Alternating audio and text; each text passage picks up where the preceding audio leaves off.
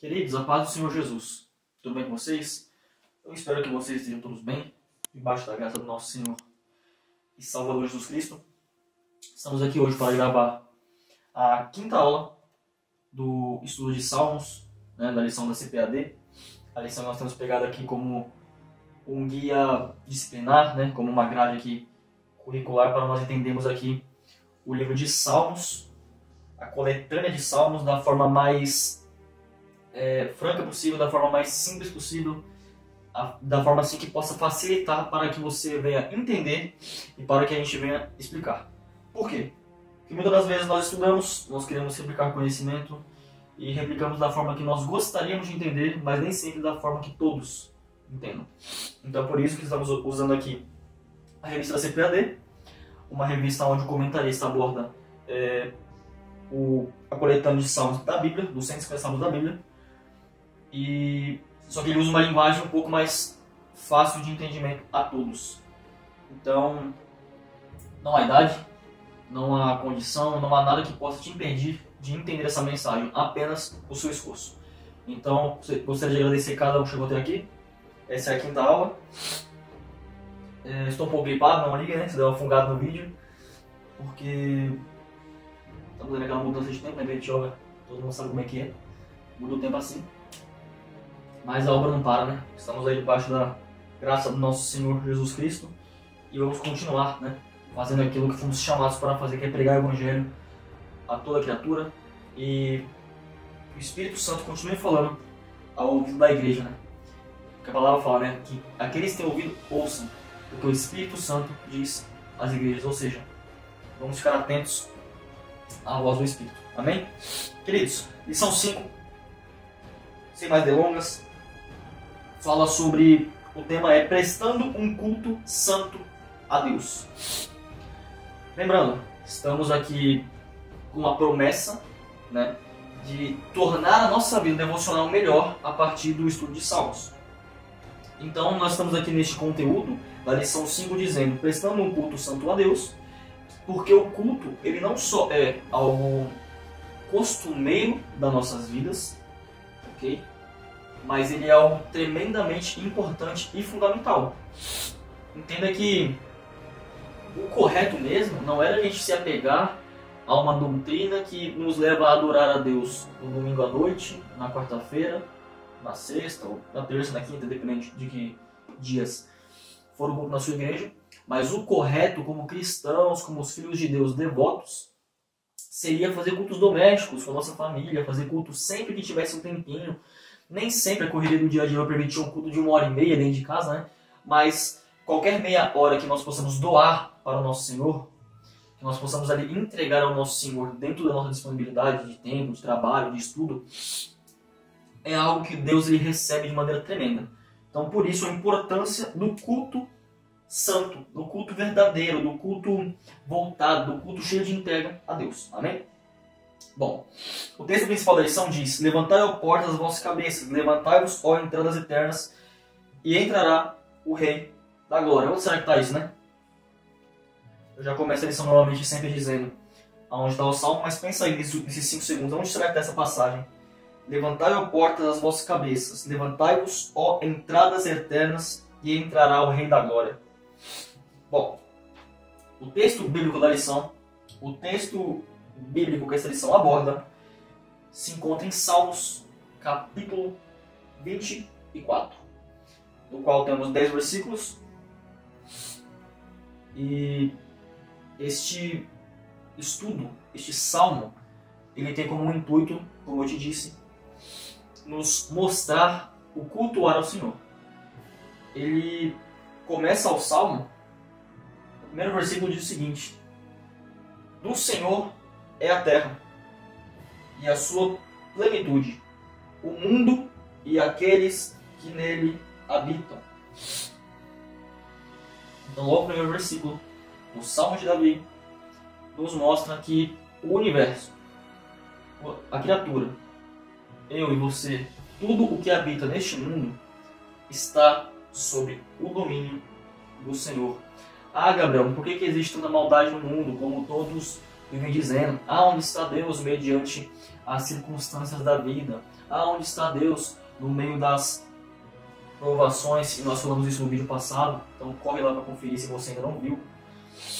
Mas é interessante que nós muitas das vezes nos esquecemos do momento bíblico aonde não existia pecado.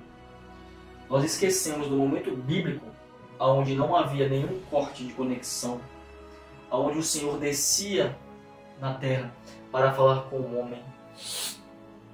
Nós nos esquecemos muitas das vezes deste princípio. Ou seja, Deus criou o ser humano para ser inseparável dele. Deus criou o ser humano para que ele pudesse ser o melhor amigo de Deus. Deus criou o ser humano para que ele habitasse em harmonia, alegria, em devoção ao Deus Altíssimo nesta terra. Mas nós percebemos que a partir do momento onde entra o pecado no mundo, entra também a consequência dos nossos atos. Muitos gostam de culpar a Deus pelas circunstâncias do mundo, pelas circunstâncias caóticas que muitas das vezes nós vivemos. Mas nós esquecemos de culpar o ser humano. Nós esquecemos de olhar para o que o ser humano fez para permitir que o pecado entrasse. Porque a partir daquele momento, eu sou um pecador, você é um pecador, todos nós somos pecadores. E se nós hoje temos a chance de sermos salvos, não é pelo nosso merecimento, é pela graça do nosso Senhor e Salvador Jesus Cristo. É pelo sangue que Ele derramou naquela cruz do Calvário. Então entenda, se nós temos chance hoje em dia de sermos salvos, pode ter certeza que é pela misericórdia e pelo amor de Deus, de ter entregado o seu Filho pela nossa remissão de pecados, de ter entregado o seu Filho para que hoje nós tivéssemos um livre acesso ao nosso Deus, coisa que naquele tempo não necessitaria se o ser humano não tivesse errado, se o ser humano não tivesse caído. Então nós precisamos olhar mais para nossas atitudes e começarmos a perceber por que tais coisas acontecem no mundo. Pode ter certeza que não era da vontade do Senhor que tais coisas acontecessem, melhor dizendo. Mas a verdade é que quando o homem caiu, quando o primeiro Adão ele caiu, nós ficamos suscetíveis às circunstâncias deste mundo. Mas é como eu disse nas outras lições, aquele que se volta ao Senhor, ele vai achar paz no meio da tempestade. No meio da tempestade, onde aquele barquinho vai de um lado para o outro, pode até parecer que o Senhor não dá a mínima, pode até parecer que Jesus está dormindo no barco, mas na realidade ele está contemplando tudo, ele sabe tudo o que você está passando. Então é importantíssimo isso. Nós precisamos cultuar o Senhor, nós precisamos adorá-lo em qualquer situação. A lição aqui, de forma bem prática, ela tem como objetivo nos mostrar duas realidades. Só que, antes de passar por estas realidades, eu gostaria de montar aqui, contextualizar qual que é o contexto do Salmo 24. A maioria dos estudiosos bíblicos, teólogos, eles acreditam que este contexto do Salmo 24 foi escrito quando a Arca da Aliança estava sendo levada para a tenda no Monte Sião, no período do reinado de Davi. E este salmo ele é classificado na categoria dos salmos messiânicos, porque trata muito a respeito das profecias nas quais Jesus cumpriu quando veio à Terra como um homem, como Deus encarnado. Amém? Então é importante ressaltar isso. Precisamos aqui entrar então nas realidades que este salmo nos apresenta, que seria a primeira estrutura e natureza da verdadeira adoração. Nós podemos subdividi-la em duas partes. Ou seja, primeira estrutura, primeira realidade que nós temos aqui é a verdadeira natureza da adoração, que se encontra do versículo 1 ao versículo 6. Temos também a segunda, que é a coroação do rei. Ok? Então as duas realidades. Primeiro, verdadeira natureza da adoração. E a segunda, a coroação do rei, que se encontra do versículo 7 ao versículo 10. E nessa primeira estrutura, nós podemos subdividi-la em duas partes. A verdadeira natureza da adoração pode ser dividida em duas partes, que é o objetivo, o alvo da adoração, que é o Deus Criador, que se encontra no Salmo 24, no versículo 1 e no versículo 2, que diz o seguinte: do Senhor é a terra e a sua plenitude, o mundo e aqueles que nele habitam, porque ele a fundou sobre os mares e a firmou sobre os rios. Ou seja, ele é o Deus desde o princípio. Ele é o único Deus verdadeiro. E ele é o objeto, ele é o alvo da nossa adoração. Amém? A segunda coisa que nós podemos aqui subdividir dessa primeira parte da natureza da adoração é a vida de quem adora, que se encontra no versículo 3 ao versículo 6, que diz: quem subirá ao monte do Senhor, ou quem entrará no seu lugar santo? Aquele que é limpo de mãos e puro de coração, que não entrega sua alma à vaidade e nem jura enganosamente. Este receberá a bênção do Senhor e a justiça do Deus da sua salvação. E essa é a geração daqueles que buscam a tua face, ó Deus de Jacó. Então, a primeira parte deste salmo, ele nos mostra quem deve ser adorado, que é o nosso Senhor Deus. A segunda parte nos mostra a característica dos adoradores. Precisam ser limpos de mãos, puros de coração. Eles não entregam a sua alma à vaidade e eles nem juram enganosamente. Será que nós temos sido de fato adoradores? Será que nós temos sido de fato pessoas que estamos buscando agradar ao nosso Senhor com o nosso cultuar? Ou será que nós estamos mais uma vez agradando os homens? Entenda, não é errado você agradar uma pessoa ou outra por objetivos específicos, por você amá-la, por você considerá-la, mas o único que deve ser adorado é o nosso Deus. O único que deve ser glorificado é o nosso Deus. E muitas das vezes, nessa trajetória de agradar pessoas, nós temos nos colocado a adorar homens, mulheres, pessoas aqui humanas nessa terra. E nós precisamos entender que o único que deve ser adorado, cultuado, reverenciado é o nosso Deus. Amém? Bom, o primeiro versículo atesta que o mundo e tudo que nele habita pertence ao Senhor, como nós já falamos. Esse Deus, ele é o único que é digno de adoração. Nós não somos onipotentes, onipresentes e nem oniscientes, mas Deus é. Nós somos limitados, mas ele é ilimitado e infinito. Então é uma coisa aqui que a lição ressalta muito bem. Deus, ele não precisa de nós. Ele só está conosco porque ele nos ama, porque ele é misericordioso. Nós que precisamos dele. Precisamos entender isso sempre.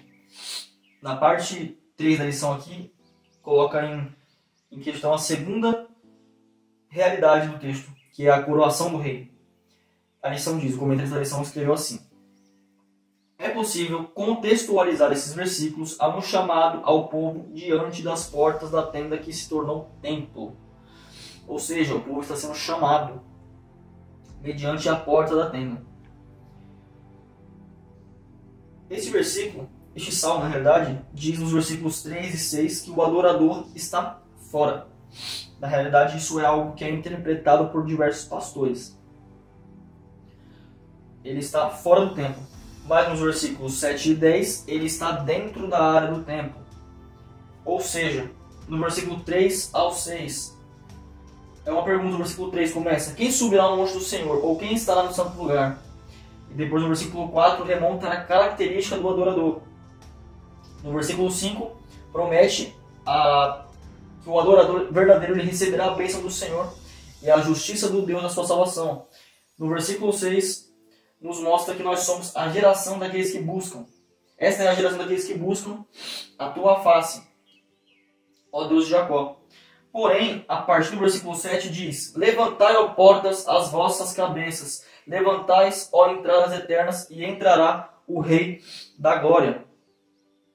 Ou seja, como cristãos, nós aplicamos o versículo 7 e ao versículo 10 a messianidade de Jesus Cristo. O nosso Deus é o Rei da Glória. Ele é Emanuel, ou seja, Deus conosco. Ele é a conexão do ser humano com o Pai. Amém? O Salmo 24 também nos ajuda a adorar o Deus Filho, Jesus Cristo, eis o elemento cristocêntrico do culto cristão. Nele experimentamos um pouco do reino eterno do nosso Senhor. Ou seja, quando nós adoramos o Senhor Jesus, que é Filho de Deus, que é um com o Pai e ao mesmo tempo ele é um separado da Trindade, ao mesmo tempo que Pai, Filho e Espírito Santo são três, eles também são um, unificados, estão conectados, eles são um só, porém cada um tem as suas características diferentes, tem as suas, na realidade, funções diferentes. É isso que é importante entendermos, porém este tema fica para outra aula. Amém? Então nós precisamos entender que quando adoramos nosso Senhor e Salvador Jesus Cristo, nós estamos também adorando ao Pai e ficando mais perto dele, porque a própria palavra diz que ninguém vai ao Pai se não for por Jesus. Então, se não adorarmos Jesus, nós de fato não veremos o Senhor nosso Deus, o Deus Pai. Amém? Porque a lição até ressalta, né? Em Cristo podemos adorar a Deus em espírito e em verdade. E neste sentido, quem sobe ao monte do Senhor, ou seja, quem o adora, vive integralmente o estilo de vida de um verdadeiro adorador. Na parte 2 da lição, o subtópico majoritário, ressalta que nós devemos ser puros de coração, assim como diz o versículo 4. Ele diz, em outras palavras, quem pode entrar no templo e receber as bênçãos do Senhor? O versículo 4 responde, o limpo de mãos, o puro de coração e quem não tem vaidade e nem pratica o engano. Ou seja, o versículo 5 promete uma bênção, mas quem pode receber essa bênção? A resposta está no versículo 1 e versículo 4, aqueles que são limpos de mãos e puros de coração, que não adoram enganosamente, que buscam o Senhor em espírito e em verdade, que não enganam ali o ser humano achando que vai enganar também a Deus, porque isso é impossível. Como a lição diz, ele é onisciente, ele é onipresente, então ele é onipotente também, então ele sabe de tudo, ele vê tudo, ele contempla tudo, ele não pode ser enganado. É um tipo de vida em que o adorador renuncia o próprio ego. Olha só o estilo de vida do adorador. Ele tem que renunciar o próprio ego para entronizar a Deus em seu coração. É um estilo de vida que, em consequências práticas para fora da área do templo. Ou seja, nós precisamos cultuar ao Senhor com a nossa vida. Nós precisamos abandonar o nosso ego para entronizar o Senhor no nosso coração.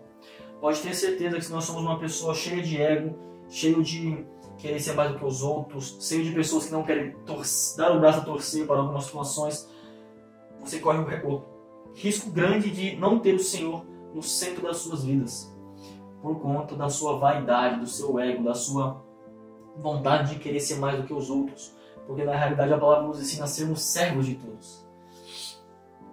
Quanto mais servos, mais próximos do Senhor. Quanto mais servos, mais nós seremos abençoados e receberemos nosso galardão no céu. Precisamos servir e não esperar sermos servidos. É óbvio que na trajetória cristã, na trajetória onde nós trilhamos, logicamente nós iremos servir e também seremos servidos. Mas o nosso intuito deve ser sempre adorar o Senhor com as nossas ações. Assim como em Colossenses 3 diz, nós não devemos fazer as coisas como a homens, mas devemos fazer para agradar ao nosso Deus. Temos que fazer tudo para o nosso Deus. Tudo que você faz, se você limpa o chão da tua casa, se você vai lavar um banheiro, tudo deve ser bem feito, porque o Deus que nós servimos está contemplando tudo que você faz. Amém? E por mais que muitas vezes você está com um sorriso no rosto, se você estiver sendo enganoso, se você estiver sendo mentiroso de alma, o Senhor, Ele sabe. Amém? O terceiro tópico menor deste segundo tópico majoritário, ele diz que é tempo de subir ao monte do Senhor. Então ele diz aqui, subir ao monte do Senhor, no Novo Testamento, aprofunda a compreensão do tempo de Deus. Hoje o Espírito Santo nos impulsiona a glorificar a Cristo. O escritor aos Hebreus diz que tendo, pois, irmãos, ousadia para entrar no santuário pelo sangue de Jesus, pelo povo e pelo vivo caminho que Ele nos consagrou. Em Cristo podemos adorar a Deus em espírito e em verdade. Neste sentido, o jovem que sobe ao monte do Senhor, o cristão que sobe ao monte do Senhor, ele vive integralmente um estilo de vida de um adorador verdadeiro. Ou seja, todas as vezes que você adora o Senhor em espírito e verdade, sem manchas, sem máculas, sem falsidade, você está subindo ao monte do Senhor. Olha que coisa maravilhosa. Todas as vezes que você adora em espírito e verdade, com toda a sua devoção, você está subindo ao monte do Senhor. Então fica a pergunta, será que você está? Será que eu estou subindo ao monte do Senhor? Ou seja, em outras palavras, será que eu tenho adorado verdadeiramente o único que reina? O único que é digno de adoração? O único que é o alvo da minha adoração, da minha exaltação? Fica essa pergunta para a sua meditação. Amém? Já caminhando para o final da lição, o terceiro tópico maior da lição diz: o culto, a expressão visível do divino na terra. Basicamente, o culto a Deus é o momento em que tributamos, reverenciamos e colocamos Deus numa igreja local, embora nós saibamos que ele não pode ser contido por templos. Porém, é de nosso costume também, não só doutrinário, mas também mandamento bíblico, que nós nos reunamos para batismo, para a ceia do Senhor e para comunhão com os irmãos. Ou seja, de maneira bem direta e clara, se você coloca na sua cabeça, não preciso ir ao templo físico, não preciso ir à igreja para adorar ao Senhor, só que se você diz isso e também diz que crê na Bíblia, cuidado, porque a palavra do Senhor nos mostra que a comunhão ela é importantíssima. A palavra do Senhor diz que nós não podemos deixar de estarmos junto com nossos irmãos, nós não podemos deixar de nos reunirmos como uma congregação para adorá-lo, para exaltá-lo. Como nós iremos render adoração ao Senhor? Como nós iremos ali entrar na liturgia de cultuar ao Senhor se nós não estamos ligados ao corpo? Entenda, a igreja não só é a noiva de Cristo, e a igreja de modo geral, porque você separado da igreja, você não passa de um dedo mindinho que está fora do corpo e vai morrer por falta de vida. A igreja ela não só é a noiva do Cordeiro, como ela tem um corpo, onde Cristo é o cabeça. Cristo não precisa de complemento, mas o corpo sim. Enquanto Cristo ele guia uma igreja forte, se tem pessoas que acham que não precisam fazer parte desta igreja que é liderada por Cristo, então você está fora da vontade de Deus. Então você está fora da vontade de Jesus Cristo. Então se eu sou um cristão e acho que não devo ir à igreja, então eu logo penso e logo estou ressaltando: eu não preciso do cabeça. Eu não preciso ser guiado. Quem quiser achar que é ovelha de pastor, ser guiado pelos outros lá, vai lá. Eu não preciso, eu adoro em casa. Pois bem, saiba que você está descumprindo aquilo que a Bíblia nos ensina.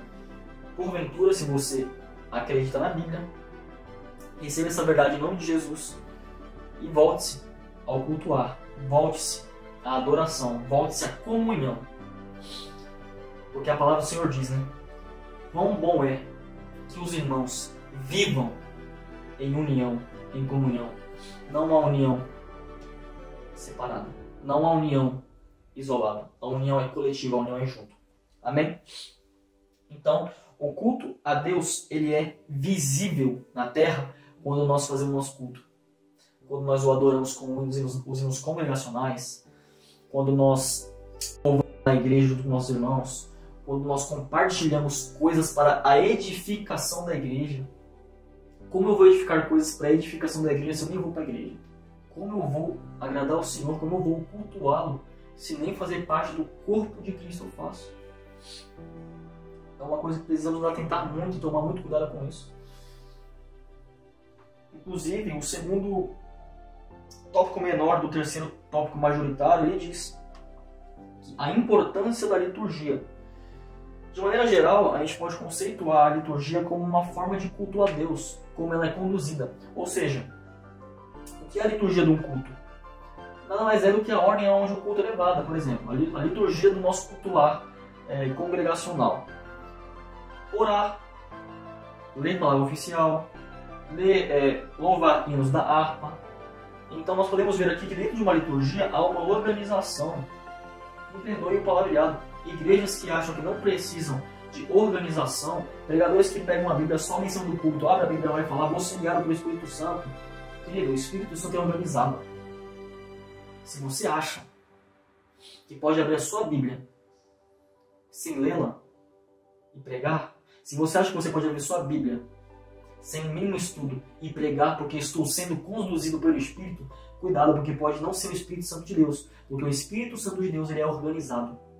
Ele valoriza a nossa liturgia, ele valoriza a nossa organização no cultuar. Como nós seremos diferentes se nós estamos nos esforçando para sermos iguais ao mundo? E quando eu digo nós, eu estou dizendo nós cristãos. Quantos cristãos já estão se esforçando para, em vez de levar a igreja para o mundo, para trazer o mundo para a igreja para ser transformado, a igreja quer trazer o mundo para dentro da igreja para adaptar a igreja ao mundo? Não. Isso não é bíblico. Isso é doutrina de demônios. Isso é doutrina de herege. Se você faz parte de uma igreja, se você está dentro de um lugar onde a igreja está tentando modernizar a agradar o mundo, saia, porque isso não é bíblico e isso na realidade é contra a vontade do nosso Deus. O cultuar é para adorar a Deus, não para adorar o ser humano. O cultuar é para fazer com que o Senhor seja conhecido aos homens, não que os homens venham impor a sua vontade a Deus. Porque quando eu estou fazendo alguma coisa dentro da igreja para agradar pessoas, eu estou dizendo, Deus, essa pessoa é mais importante que o Senhor. Então cuidado com isso. Amém? Seguindo. Então a liturgia ela é importante. Detalhe, em 1 Coríntios capítulo 14, versículo 26, Paulo diz: faça-se tudo para edificação. Ou seja, no culto, o que não for edificante, corta. No culto, o que não for edificante, joga fora. No culto, o que não for edificante, queima. Porque se o culto não for para adorar o Senhor e edificar aqueles que confiam no Senhor, ou seja, edificar a igreja, o corpo que é coordenado pelo cabeça, que é Jesus Cristo, joga fora. Queima. Se tu não queimar hoje, outra coisa vai queimar, né? No dia do juízo, né? E não vai ser o cultuar, não vai ser talvez a doutrina em si, mas aqueles que seguiram doutrinas de homens e ignoraram a sã doutrina, que é a palavra do nosso Salvador Jesus Cristo. Então a liturgia ela é importante, não é algo muito difícil de entender, então eu não vou falar muito mais sobre isso. No último tópico,